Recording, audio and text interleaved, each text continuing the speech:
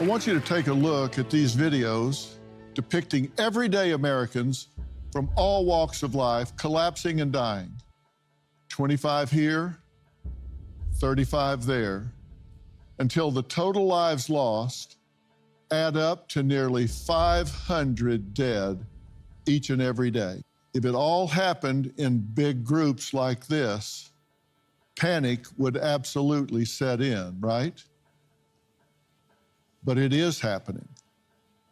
In fact, the latest report from CDC found 488 people died every single day, but they did it from alcohol-related problems. This happened during the pandemic, but many claim the problem is not getting any better, with an estimated 28.8 million adults suffering from alcohol use disorder. Many blame a gross mismanagement of COVID that saw lockdowns and mandates isolating millions for a surge in consumption that hasn't been seen in 50 years. Did anyone else just spend their quarantine days just consuming alcohol?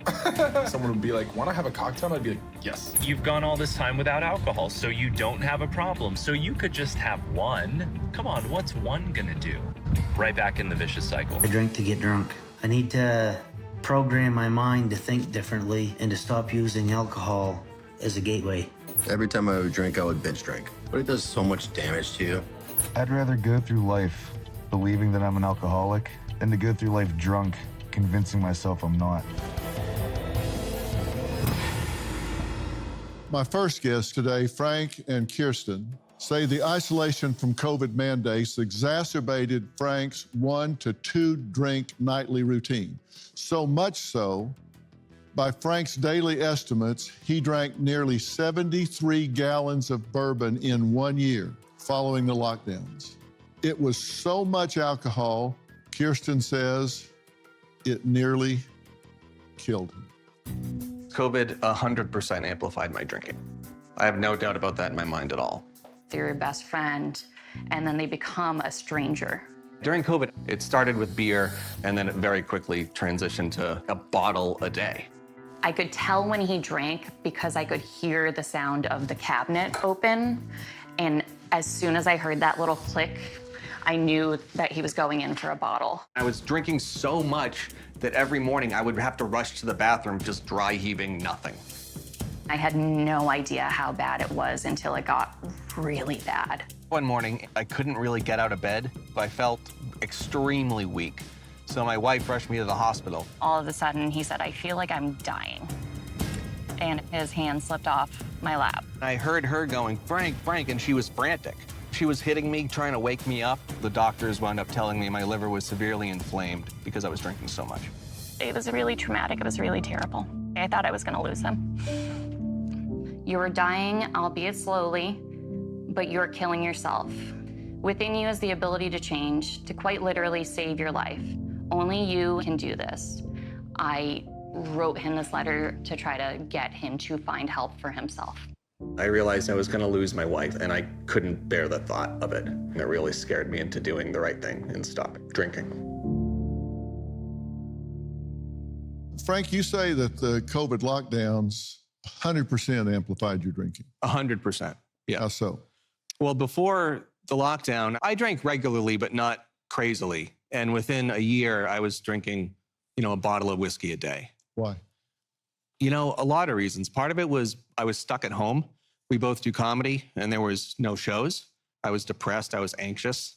I had nothing to do. It kind of just became part of my life the way brushing your teeth is, the way going to bed is. It's just, I would have a bad feeling. I'd go to the kitchen. I'd get a drink. I'd walk through the kitchen. I'd grab the bottle, take a swig. It just became something I did all day long. And you were watching this happen, or was he hiding it? Because he stopped pouring glasses at one point and would just swig from the bottle. So I had no idea how much. You said you got to where you were drinking how much? It got to about a bottle a day. Yeah. Yeah. That adds up. You were averaging 750 milliliters a day. Yeah. And you realize that's nearly 73 gallons a year. I did not. That's gross. I've never thought about that. Well, we actually have a display so you can get a visual of that. That's Bananas. Wow. I can really hold my liquor, I guess. That is a lot. So much That's liquor. how much you drank in a year. Yeah, that's a lot. I only realized it when he was quitting because he switched to nips and he was counting out the nips, and it was about 12 nips a day. Airplane bottles. Nips is a cute name It is. for killing your brain, Absolutely. frying your liver, Yep. and ruining your relationship. That's actually our liquor cabinet. Yeah, that's what, yeah. As he was quitting, I was like, I want to take a photo of this so you don't go back to it ever. What do you think about that when you look at it? It's overwhelming. Like I've never really thought of it in those terms. It's an enormous amount of alcohol. And the crazy thing is toward the end, I wasn't even feeling drunk anymore. I was just drinking so I didn't get shaky. You actually went to the ER at one point. I did. The doctor basically said, like, this is not sustainable. Like you need to change or your liver's just gonna fall apart. Okay. And you gave him an ultimatum. I call it a come to Jesus letter. What I wanted to get across with that is that it's not sustainable and that eventually it will kill him. It's really hard to say that I would leave him because he is such a good person. So for me, that was more like things are not well and we need to discuss this. And so you got sober. I did. Okay. And then you guys got married. We did. Yep. All right. After nearly a year and a half of sobriety, Frank relapsed. But this time, Kirsten was drinking right by his side. So how did that happen? We'll talk about that after the break. Hey, Dr. Phil here. Your savings are at risk. With the economy on shaky ground, the dollar losing value, and a $2 trillion deficit, things could spiral. Don't wait for the worst. Take control of your financial future now. I trust Preserve Gold to safeguard my accounts, and I urge you to do the same. They're the only precious metals company I recommend. What are you going to do to protect what's yours? Claim your special offer and learn how to reinforce your financial future. Visit drphilgold.com to get your free precious metals guide from Preserve Gold. With gold prices recently breaking records and analysts predicting this trend to continue through 2025, you cannot afford to wait. As a bonus, you can get up to $15,000 with a qualified purchase from Preserve Gold. So don't wait. Visit drphilgold.com today. After I stopped drinking, my wife also quit to support me. And we were sober for about a year and a half. And then on our honeymoon, my wife and I decided to drink. Dip the toe back in. So yeah, we drank on our honeymoon and it went fine. We initially had rules about where we would drink. It was just not on American soil. And then when we came back, it became, we won't have it in the house. And then suddenly it was in the house and the whole problem started over again. We still drink, and now I'm trying to, not let it get out of hand. I don't regret starting to drink again on my honeymoon. I think it was an opportunity for us to figure out where the boundary lies with alcohol.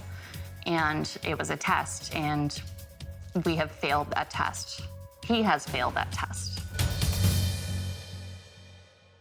Okay, let me be sure I understand. You started drinking with him. Correct. Yes. When? During the honeymoon. And what was your rationale? I know my husband very well, and I know that if he did not try to control himself and have a normal social life with alcohol, then he would always have that on his brain that maybe he could control himself. Maybe he could actually be a normal, again, drinker. But if he failed the test, then that would tell him that for the rest of his life, alcohol is not going to be an option for him. The intention was to try out drinking that night and then not do it again once we touched American soil.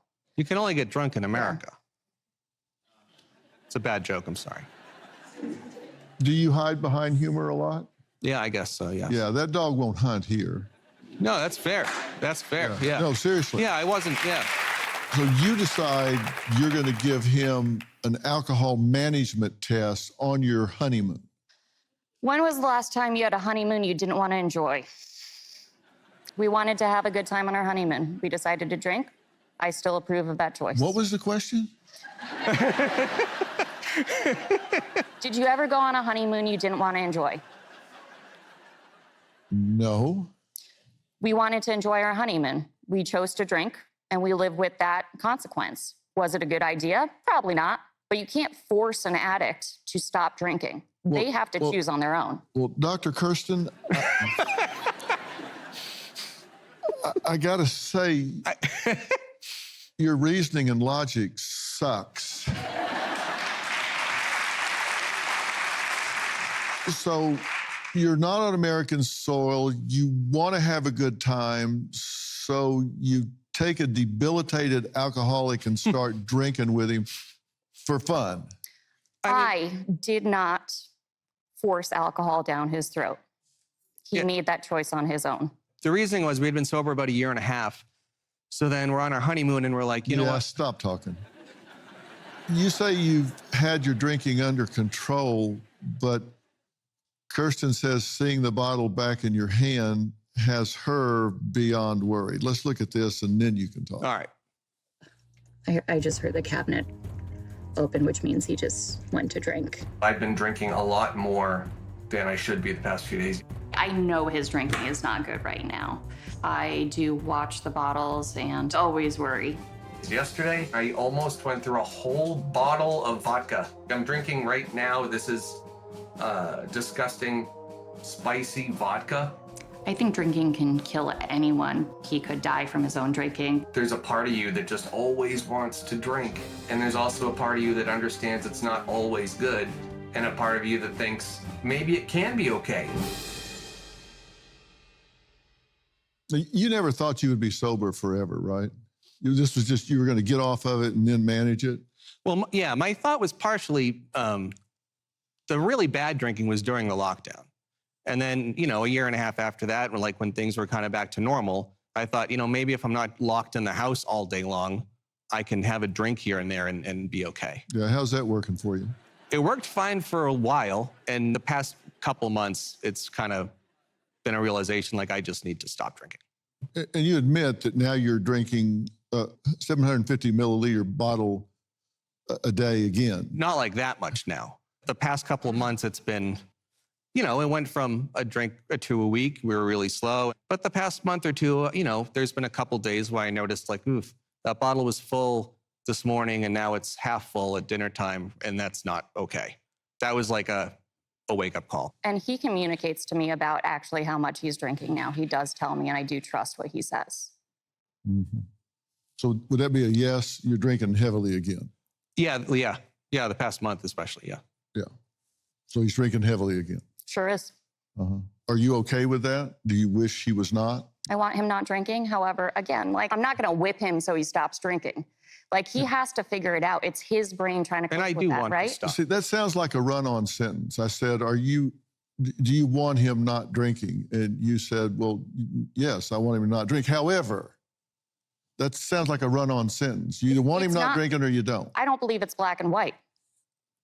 I think, yes, ultimately for him, I think he's an addict. And yes, I don't think alcohol is appropriate for him and he should stop. Absolutely. Period. Period. Not comma, period. However, I'm not going to make him. Yeah, and really, it's not... I'm not asking you if I think you can manage it. I'm asking you if you think it's in his best interest to continue to ingest alcohol. No, and we have a plan for him to stop as well. Yeah.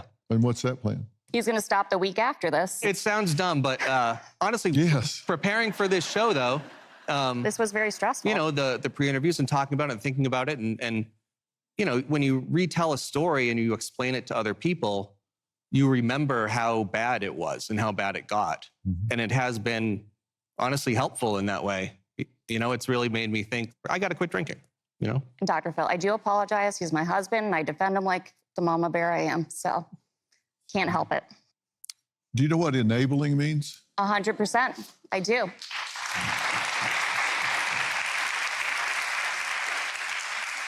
Enabling. To make something possible, practical, or easy for someone to do or be often perpetuates a problem. How often do I make drinking easy for you? I think the way it's coming across is sounding like she's enabling me. She makes it extremely clear to me. Like, I do not want you to drink. Like, it's not like she's just like, oh, go ahead, buddy, do whatever. She's clear she doesn't like it. I don't even drink with him. Yeah, what do I know? I sell shrimp out of a van down by the river. You too? Oh no, I'm not suggesting it's not enabling. I'm just trying to. Well, actually, you are. Well, I mean, I'm not. But in what way am I enabling? I'm not buying the alcohol. I am not drinking with him. And I'm constantly discouraging him. Well, you make excuses for him.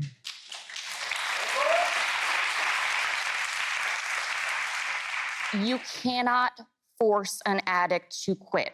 They have to choose it. And your point? Well, like what if I want to drink, what could she do differently? Oh, we'll talk about that. Chapter and verse. We're going to take a break. Kirsten isn't the only person concerned about Frank's drinking. We'll find out who else shares that concern after the break.